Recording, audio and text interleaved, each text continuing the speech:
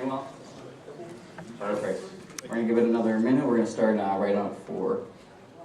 Now it's 4. So, in case you guys haven't seen my presentation before, a couple of ground rules. I recommend you turn your phone to silent because if not, I will come over and wait for you to finish your phone call. Second, if you have any questions during the presentation, feel free to just shout them at me. No need to even raise your hand, just literally just yell at me, it's fine. Who saw my presentation from last year? Okay, so a few of you. This is going to be fun for you guys.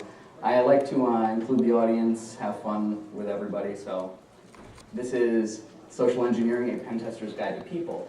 This is also not going to be one of those presentations where you can't read what's on the slide. Everything's going to be that size roundabout. So even people sitting way in the back, or if you have somebody taller sitting in front of you, you'll be fine.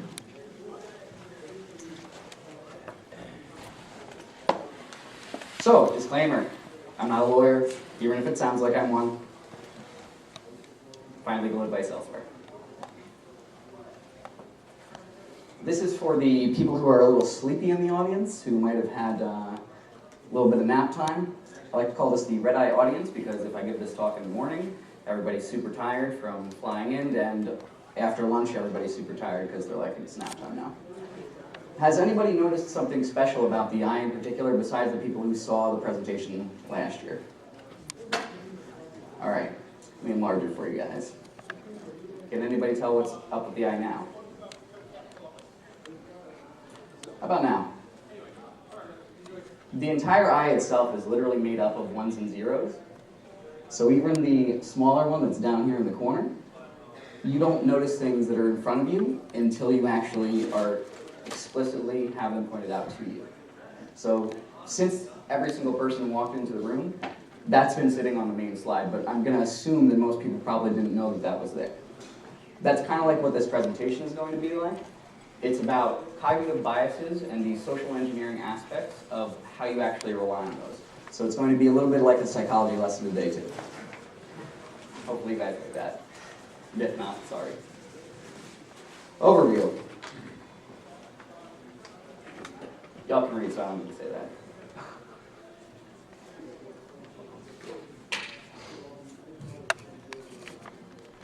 About this guy. This picture is probably like a decade old at this point, but I just kind of like it, specifically because I can do this with it.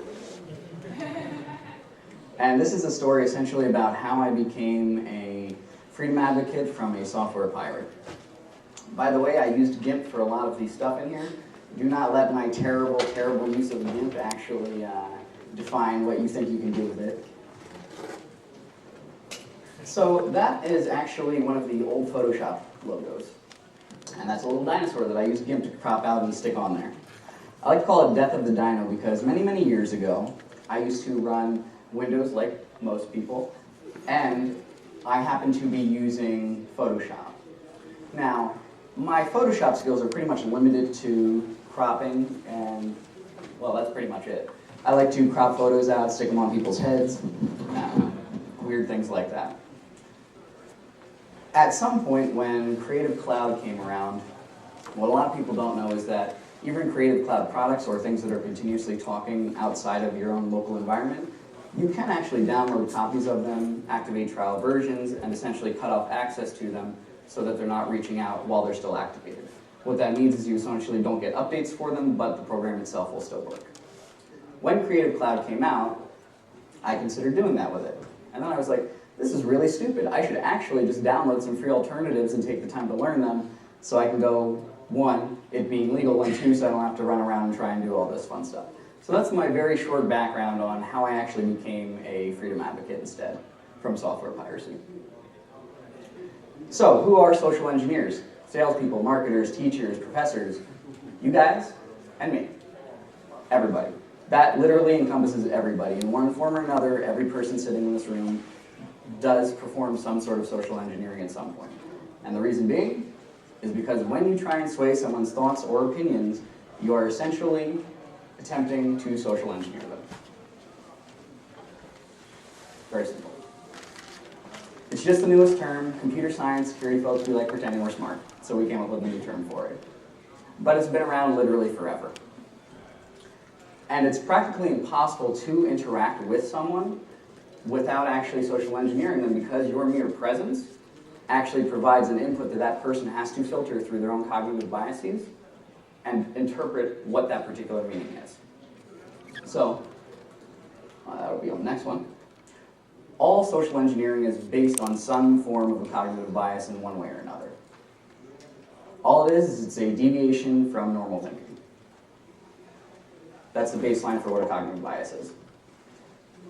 Speaking back to providing input, all that essentially says is that an individual is present, they smile, they say hello at you. You actually have to interpret that through your own personal biases and your view of the world, meaning that you are interpreting what that actually means. That person could actually be a horrible human being and thinks that smiling is something terrible. But your own personal interactions and prior experiences have told you that if somebody is smiling and says hello to you, that means they're probably a friendly person. So, we've got a few different types. I'll let you guys read them first.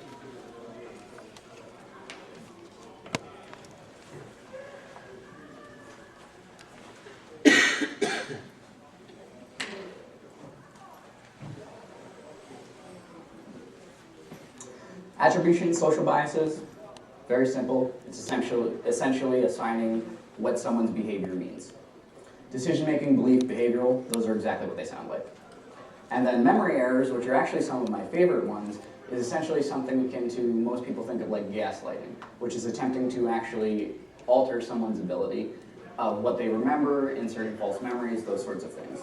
This is also why, if you ever watch any criminal justice type shows, that they essentially will not allow a lawyer to ask leading questions because you are essentially attempting to lead that person towards a particular decision. So, we're going to start with our first ones, naive realism, which is the belief that we see reality as it actually is and not interpreted through our bias. Hopefully everybody understands now that everyone is subject to that one, more or less. You have your in-group bias, tendency for people to give preferential treatment to people who are in their own group, which is a simple us versus them mentality. Bandwagon effect, which is the tendency to do other things that people believe, things that you see them acting like. Here's a perfect example. Essentially, why are we waiting in this line? I don't know. There was a line and I figured I was supposed to wait in it. You guys can laugh at all of my stupid things. I won't hold it against you. Next, we have the Ben Franklin effect, which is essentially when someone performs a favor, they are more likely to acquiesce to further favors later on down the road. That's Ben Franklin. The reason that this actually got this is because Ben Franklin would go in and he would think about something that he wanted to get from an individual later on. But before he actually did his major ask, what he would actually do is he would request a copy of a book, like this one, which is his biography. By the way, Walter Isaacson, I don't know if anybody reads biographies here, fantastic guy who does biographies. However, they're like 800 pages thick, so you will know more about that person's life than you ever wanted to know. Next, we have a framing effect, which is drawing different conclusions from the same piece of information depending on how it is actually presented. Declinism, really simple. It essentially is the past was better, the future is terrible. Foreman, Barnum effect. Now, this one is actually quite interesting in that because you are essentially giving higher accuracy ratings to things that are tailored to you, they come up in readings, palmistry, all that fun sort of stuff. For example, this one's literally off the top of my head, by the way, is if I saw anybody in the room and I said, you know what, I really think that you tend to be a leader among your specific group of friends, but I can definitely tell at times when somebody has something that they're very passionate about, you also let them lead and take the lead for that particular area of interest for them. I see a few people actually nodding their heads in that scenario. That's something that's extremely vague, but applies to most people. Next, we have confirmation bias. Essentially, you try and understand and search for things that you've already confirmed as your own bias. Some of these people are very familiar with, some of them not so much. Subjective validation is essentially that you are required to believe something in order for it to be more true, which is why, going back to the Barnum effect, because you are actually required to believe what I'm saying in that scenario, it makes it more likely that you will believe it. Risk compensation and Pelzman effect. Tendency to take greater risks when perceived safety is increased. Relatively standard. Also very useful, and most people actually use this pretty often without knowing about it. Next we have zero risk, which is a tendency for people to prefer taking something to a zero risk value as opposed to decreasing something larger that they could. So, perfect example, if I have a 10% chance of something happening, but I can reduce it to 0, I'm more likely to choose that than reducing something that's a 90% chance of happening, but only reducing it to 75%. Ambiguity. I also like to give everybody a few seconds just to read the slide so you're actually paying attention. Simple one that's essentially, if you don't have all the information or options, it is difficult to try and make your decision. One that's not listed in the slide deck, which is also an information bias, essentially means that you continue to gather information without actually making a decision. And so it's kind of like information paralysis. Von Resthoff effect. An item that sticks out is more likely to be noticed than any other item. Anchoring and Vocalism. You tend to give more credence to the things that you're first given for a specific idea. Courtesy bias, which I guarantee you at some point, if not every single person has done this in one form or another, I would be very surprised.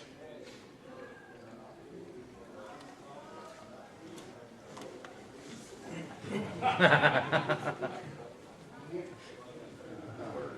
lot of laughter and agreement for everybody who's sitting in the front, by the way.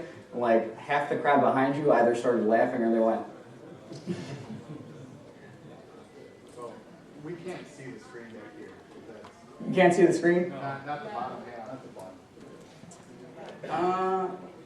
Can we do anything to fix that? Its head's in the way more than... It's heads? Okay. How about you just tell us? Yeah, I could do that, but come on now. All right, this is what I will say about that one. There are also seats in the front. If you are sitting somewhere, I will give you the opportunity to come up right now. No? Okay. Oh. There you go. Come on. Don't be afraid. These people aren't going to bite you, probably. That's a bias. I was just going to say, which bias is that? Exactly. They won't bite it. The aversion to being hit. All right. Next, we have false memory. Essentially a form of misattribution, where the imagination is mistaken for an actual memory itself, things that you've essentially thought up. Illusory correlation, inaccurately remembering things. And then the last one, which is the key one, is leveling and sharpening. Essentially, what that means is that as your memories become aged, you tend to sharpen specific events and give more meaning to them, and you also level out. So because you are forgetting certain things, you are actually giving much more precedence to things that might not have been as important. That's a very, very simple explanation for that. There are a lot more cognitive biases than what I'm going to go through here. So if you're really interested in it, go look online and find the rest of them. And then we have cognitive dissonance, which is essentially if you are holding two beliefs in your head that do not mesh, you are essentially trying to get rid of them and just have one belief that you actually have. The second one just says the same thing I just said.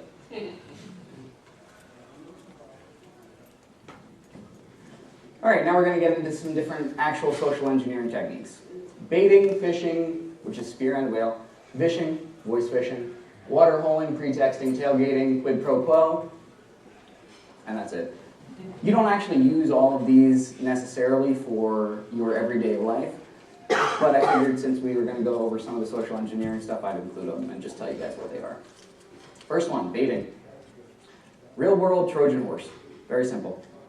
Uses physical media, relies on curiosity, greed, picking random objects up, sticking them in your computer, the classic USB drop attack.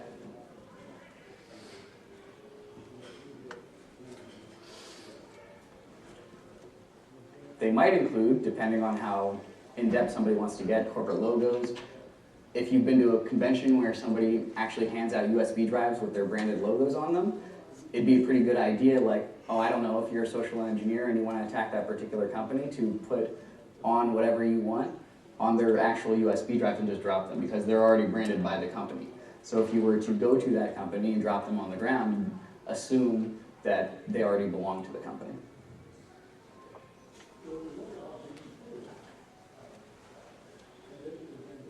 That mostly references a rubber ducky attack, which is essentially, your USB drive is recognized as a HID device, which is human interface device, and just inserting it will essentially more or less tell it that it's a keyboard, and so we'll run through a bunch of commands very quickly. Question?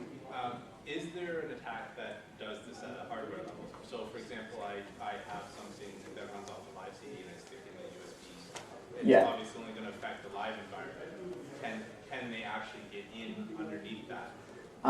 I'm going to say that if you actually physically have access to a machine, you are not going to be doing something like this because it really wouldn't make a difference. If you are physically present enough to compromise somebody by inserting physical media into them, for the most part, you already have access to the machine, so you're not going to try and attempt for a loud environment to begin with. I think he's talking about the victim. Yeah. So like I pick up so first of all, I wouldn't stick a random thing in there because I work in computers. But if I was so tempted, I would probably boot into a live environment and then do it. Yeah, you're much, much safer that way. Like, is it possible? For most people, and probably even for most people who do penetration testing, that is not going to be something that's going to be probable. However, if you were a nation-state actor and you specifically were targeting somebody, you would probably consider that. However, if that's your end goal, to compromise their machine, it's still going to be more likely that it's going to be easier to gain access through some other form. Even though it's a live environment, though, they might be able to island hop if you're on the network, right? Mm-hmm. So you could put malware on and then go from there, get on access to another machine. To repeat what he just said, if you are actually operating in a live environment and you want to do island hopping, which is essentially moving into another environment on the network, is that possible? Yes, but that also goes into VM escapes and all that fun sort of stuff. Any other questions? So rootkits aren't really concerned with things. I mean, honestly, like, stop sticking stuff. If you're finding them, just don't do it. I can see that now that we're actually getting into what they're labeled, I see that you will be very susceptible to some of these. The stuff that you would typically label on them would be like accounting information, salaries, prototype designs, depending on what type of business it is, private/confidential, and certain susceptibilities to some people here. Ex-girlfriend or boyfriend and pictures of them. Next we have phishing. You fraudulently obtain information, typically through the use of email specifically.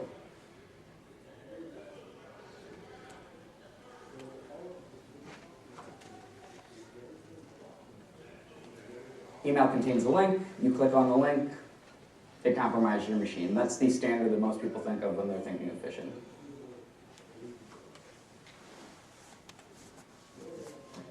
So we have spear and whale. General phishing campaigns are sending out large volumes of information, so that's the general, hi, I'm a Nigerian prince and I'd love for you to actually help me filter through $100 million, I'll give you 10 of it. Spear is actually sending customized ones specifically to a large targeted audience, so in a company. A great place to actually do information gathering, for example, is LinkedIn, where people put their resumes because they are obviously looking for potential other jobs. This has actually been an issue where in the DoD and NSA, etc., people have put projects that they are working on that are supposed to be top secret projects, but they're like, hey, I worked on this. So if you think that they're not doing it in the government, trust me, somebody has put some information inside of your company and said, I worked on this project that was actually not supposed to be a project that was out in the open. And next we have whaling, which is going after executives. And as I mentioned, the success rate for spear and whaling attacks is highly dependent on the actual quality of the information that you're able to gather beforehand. So a perfect example of this would be, that's Moby Zuck. And that's what whaling looks like.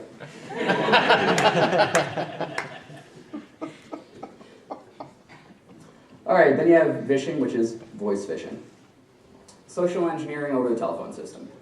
Very simple. Useful for reconnaissance, gathering detailed information, past the point of the things that you can't typically find through other open source means like LinkedIn, social media profiles, all that fun sorts of stuff. If you actually need to call to gather further information, this is a perfect use of it. The second portion of that, which isn't directly related to the reconnaissance, would be like the classic Microsoft scams, where somebody calls you, and they're like, hey, you have a virus on your computer, call this number that's not associated with Microsoft at all, and we'll help you get rid of it. That is the very, very basic version of an interactive voice prompt one for it.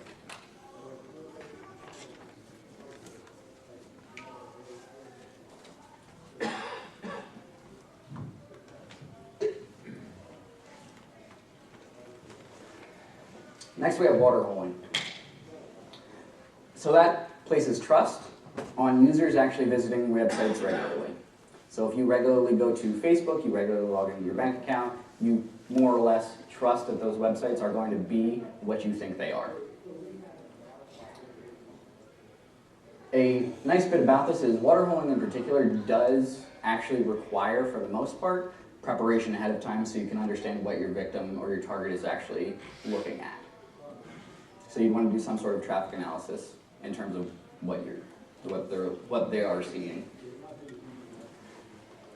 Target feels safe because they've been to the website 1,000 times. Everything looks the same.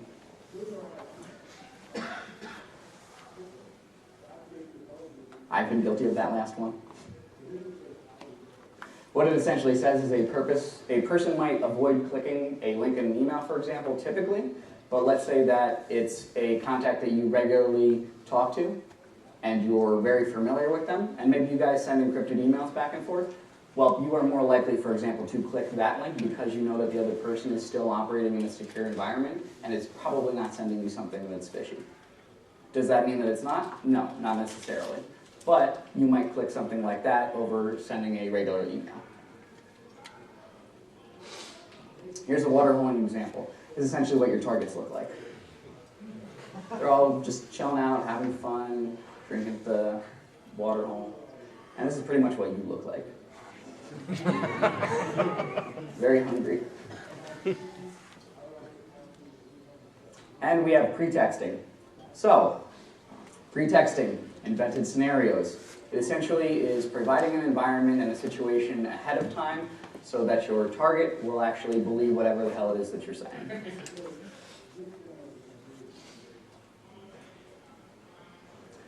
This is where prior research, especially if you're doing any sort of vishing voice reconnaissance work, comes very, very handy because, as an example, if I am going to do a penetration test on a company and I find out that they have specific vendors